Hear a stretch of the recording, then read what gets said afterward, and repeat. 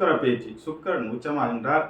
வாழ்க்கையில் சுக்கிரன் யாருக்கெல்லாம் உச்சமாக இருக்கின்றதோ அவர்களெல்லாம் அதனால் நிறைய சுபீட்சங்கள் இருக்குது. இதுல அதிர்ஷ்டத்தையும் அற்புதத்தையும் அடித்து தூக்கக்கூடிய லெவல்ல மிக பிரமாண்டமான வெற்றியும் மிகப்பெரிய அதிர்ஷ்டத்தையும் எனக்கு உண்மையிலே லக்கி பாஸ்கரை நான் மாறப்போறேன் அப்படின்னு சொல்லக்கூடிய 3 ராசிகளில் 5 ராசிகள், முதல் தர ராசிகளாக 3 ராசிகளும், அடுத்தடுத்து வரக்கூடிய சில ராசிகளும் மிக அற்புதமான விஷயங்களை கொடுக்கின்றது.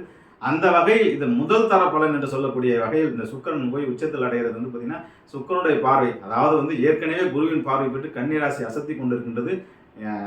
அதாவது நாளை முதல், அதாவது 28ஆம் தேதி முதல் மே 31 கிட்டத்தட்ட 123 நாட்கள் எனக்கு சுக்கிரன் உச்சத்தில் இருக்கு அப்படின்னு சொல்லிட்டு, உச்சத்தில் இருப்பதில் உச்ச சுக்கிரனுடைய பார்வை நேரடியாக கன்னிராசியை பார்க்க போகின்றது. இதுக்கப்புறம் என்ன நண்பர்களே, உங்கள் வீட்டில் கெட்டி மேல சேர்த்தும் கெட்ட போகின்றது, கல்யாண வாழ்வு சிறக்க போகின்றது, குழந்தை பேர் கிடைக்கப்படுகின்றது நண்பர்களே. அதே போன்று விருச்சிக ராசி ஏற்கனவே குரு பார்வை இருக்கின்றது. 5ஆம் இடம் அப்படிங்கிற ஒரு அற்புதமான ஸ்தானத்தில் போய் பார்த்தீங்கன்னா சுக்கிரன் அமைவதனால் விருச்சிக ராசிக்கும் குரு பார்வையும் இருக்குது. சுக்கிரனுடைய அம்சமும் ரொம்ப அற்புதமாக இருக்கின்றது.